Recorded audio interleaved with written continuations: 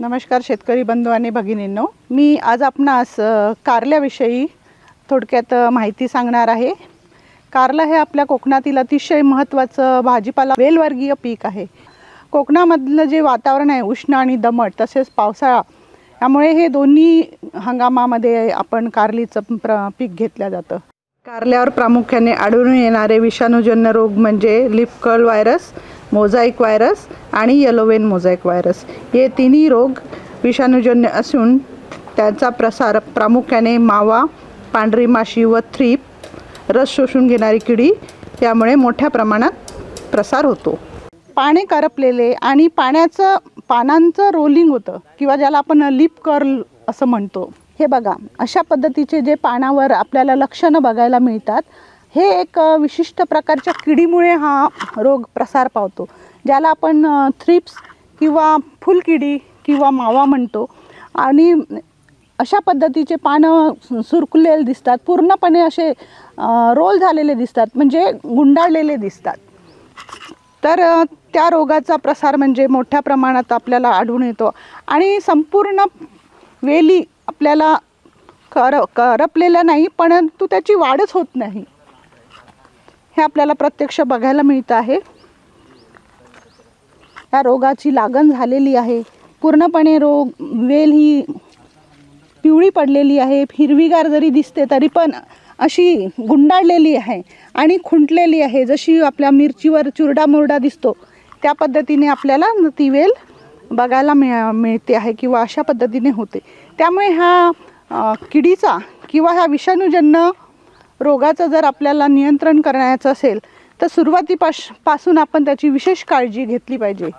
ती म्हणजे जी काही आपण बियाणं आहे, बियाणं घेताना खात्रीशीर ठिकाणी आपण बियाणे खरेदी करायला पाहिजे। जे काही ह्या रोगाला कमी बळी पडणारे जे काही बियाणे आहेत त्याचा आपण वापर करायला पाहिजे। ह्या रोगाचं नियंत्रण करण्यासाठी सर्वप्रथम आपल्याला बीज प्रक्रिया करणं अतिशय महत्त्वाचं आहे।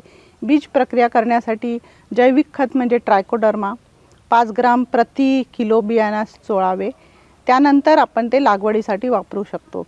हे पीक आपण मांडव पद्धतीने लावत असल्यामुळे कमीत कमी 2 रोपामधलं अंतर आणि मांडवाची उंची जवळपास 1 मीटर असायला हवी। त्यामुळे काय होईल की वेल एकमेकात जाणार नाही आणि एका वेलाची लागण दुसऱ्या वेलाला होणार नाही, ही आपण दक्षता घेतली पाहिजे।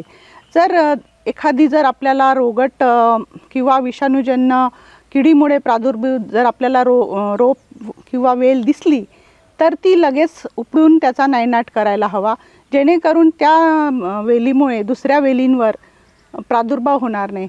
त्याशिवाय जे काही बांधावरचं जे गवत दिसतं ते प्रामुख्याने त्या गवताचा नायनाट करणं फार गरजेचं आहे। कारण काय होतं की ही जी किडी आहे ही काय करतं की पानावर रस शोषून घेतं, गवतावर त्याचा प्रादुर्भाव होतो आणि गवतावरून मग ते मुख्य पिकाकडे वळतं। त्यामुळे आपल्याला बंदिस्ती किंवा बांधावर सुद्धा आपण म्हणजे गवताचा नायनाट करायला पाहिजे, जेणेकरून ती किडी आपण नियंत्रणात आणू शकतो। त्यामुळे काय होतं, ही किडी संपूर्ण रस शोषून घेतो आणि रस शोषून घेतल्यामुळे काय होतं की ते जे पानं आहेत ते सुरकुत्या पडलेल्या दिसतात आणि चुरगळलेल्या दिसतात। पूर्णपणे पानं असे गोळा झालेले, त्याची पानाची वाढ अजिबात होत नाही, फलधारणा होत नाही, झाली तरी फळांचा आकार जो आहे तो मोठा होत नाही किंवा वाढत नाही। त्याच्याशिवाय जर आपल्याला गरज भासल्यास आपण ह्या किडीच्या नियंत्रणासाठी एक कीटकनाशक ज्याला आपण एमिडा म्हणतो, इमिडाक्लोप्रिड अर्धा मिली प्रति लिटर पाण्यातनं फवारावे किंवा थायोमेथॅक्झोन अर्धा ग्राम प्रति लिटर पाण्यातनं फवारणी करावी।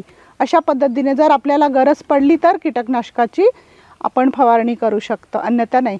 त्याशिवाय खताचं नियोजन फार महत्त्वाचं आहे। ह्या कारली वर्गीय पिकासाठी खत नियंत्रण करणं गरजेचं आहे। लागवडीच्या पूर्वी आपण नत्र, स्फुरद, पालाश 10 ते 20 टन प्रति हेक्टरी आपण शेणखत वापरायला हवं। त्याच्यासोबत नत्र जे काही 120 किलो प्रति हेक्टरी आहे त्याचा 1/3 भाग किंवा 1/3 भाग आणि 60 किलो स्फुरद आणि 30 किलो पालाश हे प्रति हेक्टरी आहे। हा संपूर्ण डोस आपण लागवडीपूर्व द्यायला हवा। त्यानंतर नत्राचा जो उर्वरित डोस आहे ते आपण 1 महिन्याच्या कालावधीनंतर द्यायला हवा। अशा पद्धतीने आपण खताचं सुद्धा आपण नियोजन करायला पाहिजे। त्याशिवाय उन्हाळ्यामध्ये पाण्याचं नियोजन करणं फार महत्त्वाचं आहे. 4 ते 5 दिवसाच्या अंतराने आपण कोकणामध्ये वेलवर्गीय किंवा कारलेला पाणी दिलं पाहिजे. अशा पद्धतीने आपण नियंत्रण करू शकतो. जर हा व्हिडिओ आपणास आवडला तर बाळासाहेब सावंत कोकण कृषी विद्यापीठाचं जे यूट्यूब चॅनल आहे त्या चॅनलला आपण सबस्क्राईब करा आणि लाईक करा. धन्यवाद.